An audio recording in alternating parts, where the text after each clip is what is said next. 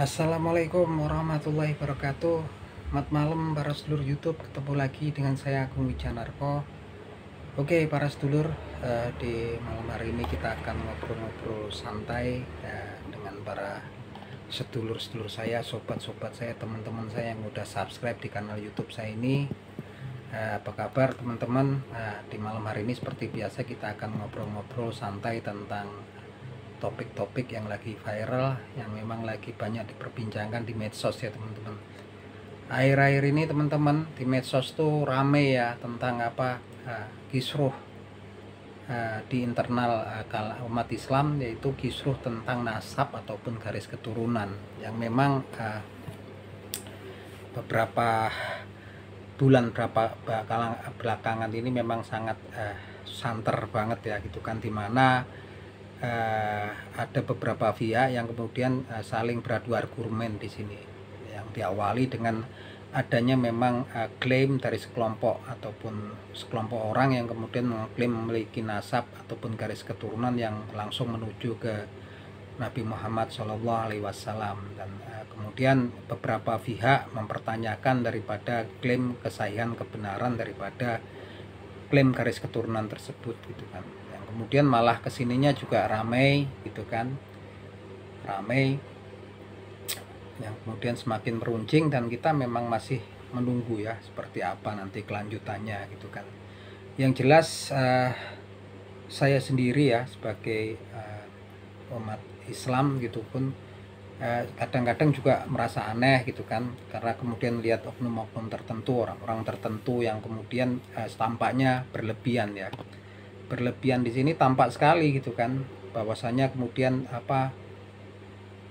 mereka mengeklaim punya garis keturunan langsung ke Nabi Muhammad SAW. Tentunya kalau memang betul-betul mereka adalah anak keturunan daripada Nabi Muhammad SAW, tentunya nggak diragukan lagi, merupakan kewajiban kita sebagai umat Islam untuk menghormati dan mencintai mereka ya, karena memang ini udah nyata ketika kita melakukan sholat di at-tahiyat awal ataupun at-tahiyat akhir, juga kita mendoakan Nabi Muhammad SAW beserta anak keturunannya. Tapi di sini kalau kemudian saya lihat ada pihak-pihak tertentu, karena memang masyarakat di negara kita ini memang punya budaya fanatisme terhadap sesuatu, kemudian kultus individu terhadap sesuatu. Kemudian ya memang banyak yang dipengaruhi dengan doktrin-doktrin tertentu yang kemudian sebetulnya kalau kita lihat tracking jejaknya banyak di media sosial yang sebetulnya udah nggak masuk akal gitu kan. Saya sendiri nggak masuk akal sampai kemudian diberitakan gitu di media sosial. Saya lihat gitu kan, belajar pada salah satu kelompok orang dari kelompok tersebut gitu kan, yang klaimnya memiliki garis keturunan daripada Nabi Muhammad SAW tuh lebih baik daripada belajar daripada 70 ustadz atau ulama. Sampai kemudian saya juga lihat pernyataan ketika ada orang mengusap tisunya terkena keringat dari kelompok tersebut, orang-orang dari golongan tersebut juga dikatakan tisunya itu dihargai 200 juta juga nggak dikasih gitu kan. Nah, ini saya sangat menyayangkan kalau kemudian banyak orang-orang yang kita kemudian terpengaruh gitu kan. Yang jelas ini memang memanfaatkan masyarakat kita, yang memang masyarakat kita ini kan memang sering dipengaruhi dalam kehidupan sosialnya tentang hal-hal yang bersifat supranatural gitu kan. Memang nggak bisa memungkiri lagi ya, kemudian berhubungan dengan kultus individu gitu kan, fanatisme terhadap sesuatu gitu kan. Karena kita kalau memang kemudian fanatisme yang baik, benar, lurus pun nggak apa-apa, tapi kalau kemudian dibelokkan gitu kan dengan doktrin-doktrin tertentu, saya sangat sayangkan itu gitu kan. Bahkan kalau kita ini ya teman-teman, kalau saya sendiri pribadi, apapun itu kita selain diberikan kewajiban untuk beribadah, taat, belajar agama, kita juga diberi akal oleh Allah Subhanahu wa Ta'ala. Jadi kita diberikan tangan untuk megang, untuk mengerjakan sesuatu, kaki untuk berjalan, akal pikiran pun untuk berpikir gitu kan. Masih masuk akal enggak gitu kan? Kalau nggak masuk akal tentunya nggak perlu kita ikuti gitu kan. Untuk apa gitu. Karena memang kalau saya sendiri selalu berpikiran memang baliknya kita belajar pun saya belajar langsung ke hadis dan langsung belajar ke Al-Qur'anul Karim semampu sesuai dengan kemampuan saya, dengan kemampuan akal saya untuk mencernanya gitu kan. Terserah juga orang lain mau bilang apa gitu kan, ini merupakan kemerdekaan pribadi, kebebasan untuk beragama ya. Yang saya lihat sendiri itu kan kalau tentang nasab atau garis keturunan pun sebenarnya ada pelajaran yang sangat penting ya, memang ada di Al-Qur'anul Karim ya, yaitu di surat Asy-Syu'ara ayat 214 ya. Di sini diberitakan tentang garis keturunan ataupun nasab yang bunyinya sebagai berikut. A'udzubillahi minasyaitonirrajim. Bismillahirrahmanirrahim. Wa asyratakal aqrabin. Wa Bismillahirrahmanirrahim. Wa anzir asyratakal aqrabin wahfid janahaka limanittaba'aka minal mu'minin. Jadi ini adalah ayat daripada ayat yang ada di surat surat Asy-Syu'ara ayat 214 yang bunyinya tadi sudah saya ungkapkan, wa anzir asyratakal aqrabin. Jadi berilah peringatan asyratakal aqrabin pada kerabat dekatmu kan. Kemudian dilanjutkan wahfid janahaka limanittaba'aka minal mu'minin. Kemudian rendahkanlah dirimu. Kalau janahaka ini sayap, tapi maksudnya di sini rendahkanlah dirimu limanittaba'aka minal mu'minin. Rendahkanlah dirimu pada orang-orang yang mengikutimu dari golongan minal mu'min, dari orang-orang yang beriman kan. Nah, ketika ayat ini turun teman-teman, ini ayat ini juga ada kemudian ada kejadian yang terjadi di situ, yaitu ketika turunnya ayat ini, ayat di surat Asy-Syu'ara ayat 214 ini, ayat ini turun, kemudian Nabi Muhammad itu berdiri. Hal ini diriwayatkan oleh Abu Hurairah radhiyallahu anhu.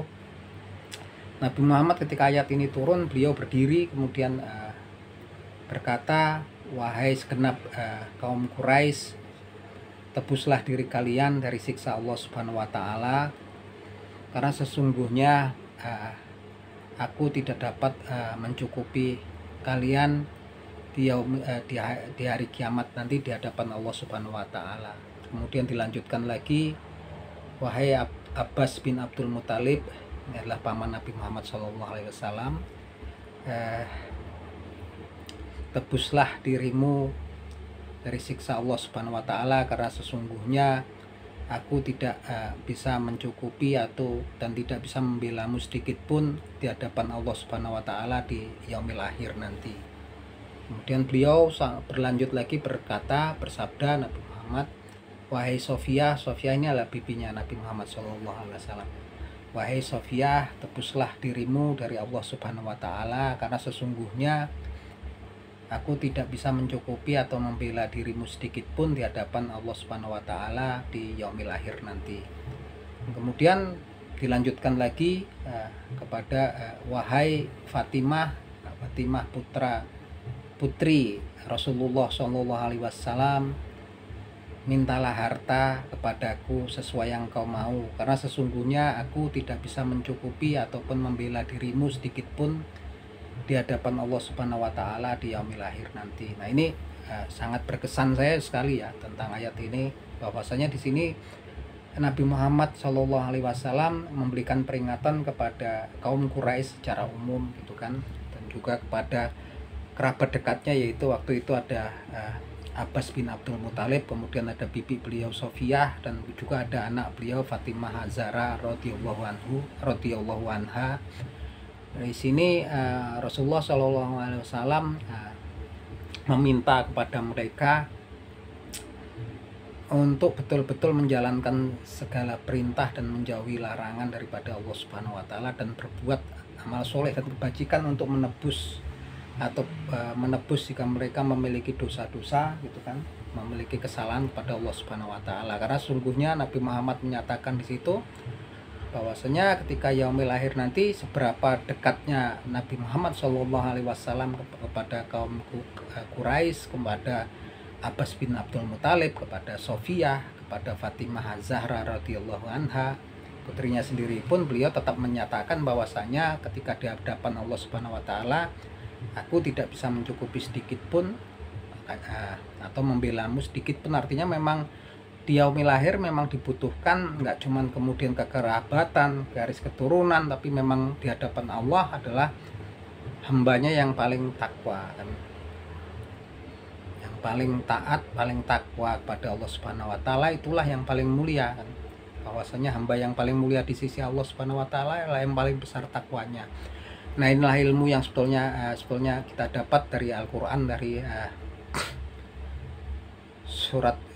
dari surat Asy-Syu'ara di ayat 214. Artinya di sini kalau kemudian ada orang-orang tertentu yang memang penekanannya ya memaksakan kita kan gitu kan, selalu yang ditekankan ini garis keturunan, lineage gitu kan, yang kemuliaan daripada garis keturunan, oke lah, kita ini sebagai orang Islam pastinya yang membawakan kita agama Islam ini Nabi Muhammad SAW gitu kan, kita hormat, kita pun mencintai anak keturunan Nabi Muhammad. Tapi kalau kemudian memang malah kemudian sepertinya saya nggak ngerti lah gitu kan, sampai kemudian kayaknya itu sangat ditekankan sekali. Dan kalau kemudian ada sekelompok orang yang menanyakan kebenarannya apakah betul seperti itu klaimnya gitu kan, ya sebetulnya juga wajar-wajar aja gitu kan. Kalau memang benar bisa dibuktikan pun nggak masalah gitu kan. Bahkan di ayat selanjutnya tuh teman-teman lah dikatakan wahfid janahaka limanitaba'aka minal mu'minin, bahwasanya rendahkanlah dirimu kepada orang-orang yang mengikuti kamu kan, dari orang-orang yang beriman. Ini sangat jauh sekali ya gitu kan. Kalau kita lihat di jejak-jejak di digital tuh malah sepertinya ada yang bilangin orang Islam yang lain walaupun lain kelompoknya atau orang yang bodoh kayaknya malah merendahkan segala macam gitu kan. Jauh sekali ya teman-teman. Kalau kita lihat, kita mungkin orang kita sekarang gampang sekali melihat jejak tracking digital, cuman saya juga nggak mau munculin di video saya ini teman-teman. Cukuplah nanti teman-teman lihat deh trackingnya terhadap orang-orang yang mengeklaim tadi ya, mengeklaim memiliki garis keturunan langsung pada Nabi Muhammad SAW. Memang ada yang baik, tapi juga ada beberapa yang memang juga tampaknya saya juga kurang ini ya, kurang respect lah gitu kan. Padahal kalau di ayat Al-Quran sendiri Allah Subhanahu wa taala berpesan pada Rasulullah SAW bahwasanya wahfid janahaka limanitaba'aka minal mu'minin gitu kan. Rendahkanlah gitu kan dirimu terhadap orang-orang yang mengikutimu gitu kan, dari orang-orang yang beriman. Nah, ini sangat jauh ya, bertentangan sekarang. Bahkan ini kan kadang-kadang kayaknya sepertinya merendahkan orang-orang yang lain gitu kan, kelompok-kelompok yang lain yang harusnya mereka tetap hormati, respect gitu kan. Nah, ini memang jauh, tapi ya itulah gitu kan. Yang jelas kalau kita sebagai orang yang awam cukup patokannya daripada ayat Al-Quran tadi di surat Asy-Syu'ara ayat 2014, teman-teman bisa baca, buka di situ, kemudian lihat asbabul nuzulnya apa yang terjadi bersamaan dengan turunnya ayat tersebut. Tentu teman-teman akan bisa mengambil hikmahnya bahwasanya Nabi Muhammad SAW sendiri pun mendapat pesan dari Allah Subhanahu wa taala bahwasanya juga intinya di situ orang yang memang paling mulia di sisi Allah adalah orang yang besar taatnya gitu kan. Dan Nabi Muhammad sendiri pun menyatakan seberapa besar bahwasanya di itu ada pamannya, bibinya, orang-orang Quraisy, dari kabilah Quraisy, kemudian anaknya sendiri. Nabi Muhammad SAW juga menyatakan bahwasanya beliau juga nggak bisa banyak membela gitu kan, kecuali ketika di hadapan Allah Subhanahu wa taala di yaumil akhir nanti. Nah, itu bisa menjadi pembelajaran kita semua agar kita nggak mudah dipengaruhi oleh orang-orang ataupun kelompok-kelompok tertentu yang ya, agama ini kan juga kita bebas ya teman-teman, nggak bebas, kita memang dijamin kebebasan kita untuk memeluk agama dan kepercayaan kita masing-masing. Jadi di tengah kemerdekaan kita saat ini jangan mau kita pikiran kita itu dijajah oleh pikiran ide-ide tertentu yang sebetulnya mungkin kalau saya lihat juga bisa merugikan kita ya gitu kan. Nggak perlu kita orang merdeka, kita bebas tentang beragama dan meyakini kepercayaan kita masing-masing.